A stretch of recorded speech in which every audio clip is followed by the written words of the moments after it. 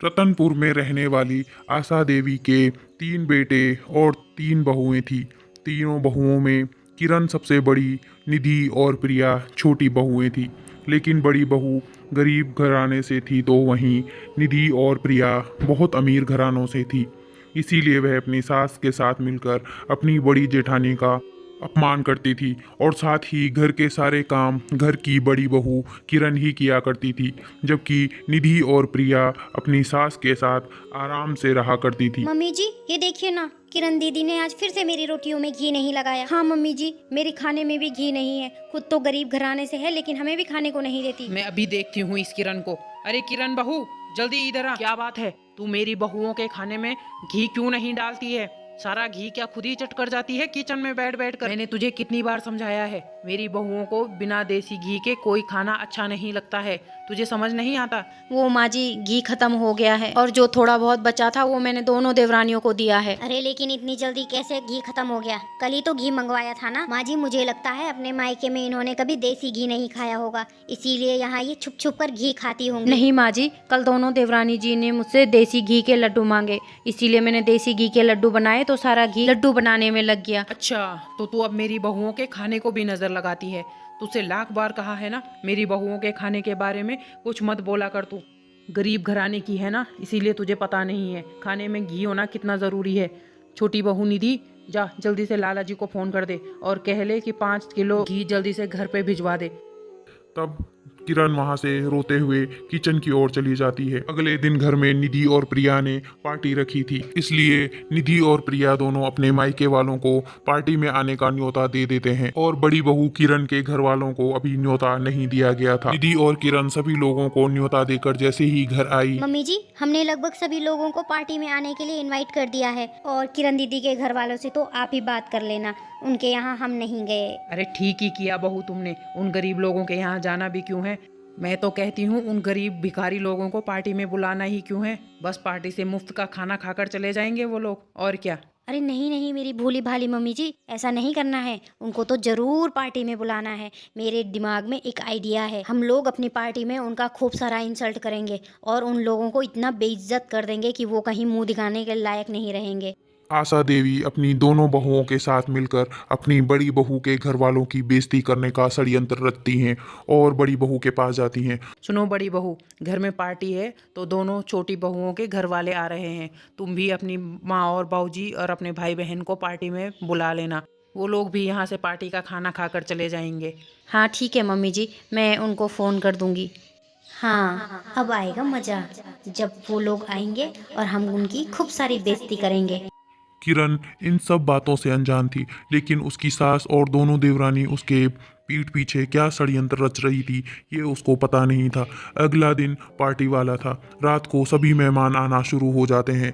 निधि और प्रिया के घर से भी सारे लोग आ जाते हैं। ये दोनों पार्टी में अपने घर वालों के साथ बिजी हो जाती हैं। आशा देवी अपनी बड़ी बहू के पास जाकर कहती है, बड़ी बहू, तुम्हारे घर वाले कहाँ हैं? पार्टी शुरू हो गई है, सभी मेहमान आ चुके हैं, कहाँ हैं वो लोग? अभी तक क्यों नहीं आए हैं? पूछो जरा उनको, फोन करके पता करो वो लोग आ रहे हैं कि नहीं आ रहे हैं। टाइम पे आकर अगर पार्टी एंजॉय नहीं करी तो क्या फायदा ऐसे पार्टी में आने का? चलो आप तुम जल्दी से फोन करके पता करो वे लोग आ रहे हैं कि नहीं आ रहे हैं। जी माँ जी, मेरी अभी माँ से बात हुई, वे लोग बस पहुँचते ही होंगे। इतने में वहाँ बड़ी बहू किरण के मम्मी पापा भाई बहन सभी वहाँ आ जाते हैं। नमस्ते जी, बड़ी देर कर दी आप लोगों ने आने में, इतनी देर कहाँ लग गई आप लोगों को? जी बहन जी, आपको तो पता है ना, ये ऑटो रिक्शा वाले जल्दी कहाँ मिलते हैं। बड़ी देर से एक रिक्शा मिली तो उसी में बैठकर हम लोग यहाँ जल्दी से आए हैं। ओह, मैं तो भूल गई थी, वो क्या है ना, मेरी दोनों छोटी बहुओं की घर वालों की तो गाड़ियाँ हैं, वो लोग गाड़ी से आ गए तो मुझे आपका ध्यान नहीं रहा कि आपके पास तो गाड़ी ही नहीं है और आप लोगों की तो हैसियत भी नहीं है गाड़ी खरीदने की। खैर छोड़िए, पार्टी एंजॉय कीजिए। और हाँ, बहुत से पकवान बने हैं, सारे पकवान चख लेना, आपने ऐसे पकवान खाए भी नहीं होंगे कभी। बहन जी, हम आपसे देरी से आने के लिए क्षमा चाहते हैं। अरे कोई बात नहीं, इसमें क्षमा क्या मांगनी है, मैं जानती नहीं हूँ आप लोगों को। अब जितनी चादर होगी इंसान को उतने ही पैर पसारने चाहिए ना। अब आ ही गए हो तो पार्टी में खूब खाना पीना, बातें बातें करो, पार्टी को एंजॉय करो। ये सब कुछ किरण बगल में खड़ी देख रही होती है। वह सब कुछ समझ रही थी कि कैसे उसकी सासू माँ उसके घर वालों की बेइज्जती कर रही थी। निधि और प्रिया अपने घर वालों के साथ बिजी थी। आलोक यह सब कुछ देखता रहता है तो वह तुरंत अपनी पत्नी किरण के पास जाकर कहता है, किरण, सब लोगों ने खाना खा दिया है, तुम अपने मम्मी पापा और अपनी बहन भाई को क्यों नहीं खाना खिला रहे हो? प्रीति, शौर्य, तुम दोनों भी चलो खाना खा लो। जी मैं अभी मम्मी पापा को खाना खिलाती हूँ। माँ, पापा, शौर्य, प्रीति, तुम सब टेबल पर बैठो, मैं तुम्हारे लिए अंदर से खाना लेकर आती हूँ। तब जैसे ही किरण खाना लेने के लिए किचन में गई तो उसने देखा खाने के सारे पतीले खाली हो चुके थे। किसी में भी एक भी अन्न का दाना नहीं बचा था। अरे, मैंने तो खाना इतना सारा बनाया था, तो इतनी जल्दी खत्म कैसे हो गया? तभी वहाँ आलोक भी आ जाता है। किरण, क्या हुआ? खाना क्यों नहीं ले जा रही हो? क्या सोच रही हो तुम? और इतनी परेशान क्यों हो? क्या बात है? कुछ हुआ है क्या? जी वो मैंने खाना तो बहुत सारा बनाया था, लेकिन अभी किचन में एक भी अन्न का दाना नहीं है। मैंने बहुत सारे पकवान बनाए थे और ज़्यादा मात्रा में ही बनाए थे ताकि खाना कम ना पड़े, लेकिन अभी किचन में कुछ भी नहीं मिल रहा है। तो ऐसे कैसे? खाना कहाँ चला गया? तुम अभी रुको, मैं माँ और निधि प्रिया को अभी बुला कर लाता हूँ। उनको भी तो पता चले कि खाना नहीं है। वो लोग तो एंजॉय करने पे लगे हैं। नहीं नहीं जी, ऐसा ठीक नहीं होता। बाहर इतने सारे मेहमान आए हुए हैं, अगर उन्हें पता चला तो फिर ऐसे ठीक नहीं होता सभी मेहमानों के सामने। लेकिन किरण, तुम्हारे मम्मी पापा ने भी तो अभी कुछ नहीं खाया है, उनको कहाँ से खाना दोगी? जी आप चिंता मत कीजिए, मैं उनके लिए अभी कुछ न कुछ बना लूँगी, आप बिल्कुल चिंता मत कीजिए। किरण के घर वाले काफ़ी देर तक खाने की टेबल पर बैठे रहते हैं। वहीं अंदर किरण भी परेशान थी कि वह अपने घर वालों को कैसे खाना खिलाए। फिर किरण जल्दी से आलू की सब्जी और पूरियां बनाना शुरू कर देती है। किरण खाना बना ही रही थी कि तभी वहां उसकी सास और दोनों देवरानियां आ जाती हैं और उसे ताने सुनाने लगती हैं। जेठानी जी, जब इतना सारा खाना बचा हुआ है तो आप ये खाना किसके लिए बना रही हो? ओह, अब समझ आया। मम्मी जी, ये किरण दीदी अपने घर वालों को ताज़ा ताज़ा और गरम गरम खाना खिलाना चाहती हैं, इसीलिए ये खाना बना रही हैं ताकि ये अपने मायके वालों को गरम गरम खाना परोस सकें। और हमारे मायके वालों को इसने ठंडा ठंडा खाना खिलाया। किरण दीदी, अरे बड़ी शातिर निकली आप तो।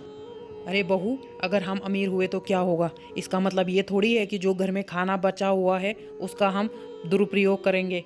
ऐसा नहीं होगा। क्यों बना रही हो तुम ये खाना जब इतना सारा खाना बचा हुआ है? इतने में वहाँ आलोक, राकेश और नकुल तीनों भाई आ जाते हैं। माँ जी, वो मैं किचन में आई थी तो सारे पतीले खाली दिखे। मुझे नहीं पता था कि देवरानी जी ने सारा खाना कमरे में रखवा दिया है। अगर मुझे पता होता तो मैं ये खाना क्यों बनाती? अगर इन दोनों ने खाना अंदर कमरे में रखवा दिया था तो कम से कम मुझे बता देती कि खाना हमने कमरे में रखवाया है। और मैं जानती हूँ आप लोगों ने ये सब कुछ जानबूझ के किया है। माँ जी, मैं समझ चुकी हूँ। मैं चाहे आप लोगों के लिए कितना भी कुछ क्यों ना कर लूँ, लेकिन आप लोग कभी खुश नहीं हो सकते, और इसीलिए आज से मैं इस घर में नहीं रहूंगी। बाहर मेरे मायके वाले बैठे हैं, मैं उन्हीं के साथ मायके चली जाऊंगी। मैं ऐसे घर में नहीं रहूंगी जहाँ मेरे और मेरे मायके वालों का सम्मान नहीं है। नहीं किरण, तुम यहाँ से अकेली नहीं जाओगी, यहाँ से हम दोनों साथ में जाएंगे, क्योंकि जहाँ मेरी पत्नी का सम्मान नहीं है वहाँ मैं भी नहीं रह सकता हूँ। हम दोनों ये घर छोड़कर अभी के अभी चले जाएंगे। अरे भैया, ये आप कैसी बातें कर रहे हो? शांत हो जाइए। भाभी, आप भी शांत हो जाओ। ऐसे जल्दबाजी में फैसला लेना सही नहीं है। हाँ हाँ भाभी, भैया बिल्कुल ठीक कह रहे हैं। जल्दबाजी में कोई गलत कदम मत उठाइए भाभी, शांत हो जाइए। भाभी इतना कुछ करती हैं हम सबके लिए, और आप सब ने मिलकर भाभी के साथ इतना गलत किया। अब निधि और प्रिया और आशा देवी समझ चुकी थी कि उन्होंने कितनी बड़ी गलती कर दी है, लेकिन किरण अपनी बात पर अड़ी रही। कुछ दिनों बाद वह आलोक के साथ घर छोड़कर चली गई। आशा देवी, निधि और प्रिया इस बात से बहुत दुखी हुए, क्योंकि उन लोगों को कभी काम करने की आदत नहीं थी। घर की सारी जिम्मेदारियां उनके ऊपर आ गई। अब उन्हें अपनी गलती का एहसास होने लगा। वहीं दूसरी ओर किरण अपने पति आलोक के साथ अपने छोटे से घर में बड़े प्यार से रहने लगी। आखिरकार किरण का अपने लिए लिया गया यह फैसला सही साबित हुआ। अब वह अपने पति आलोक के साथ बहुत खुश है।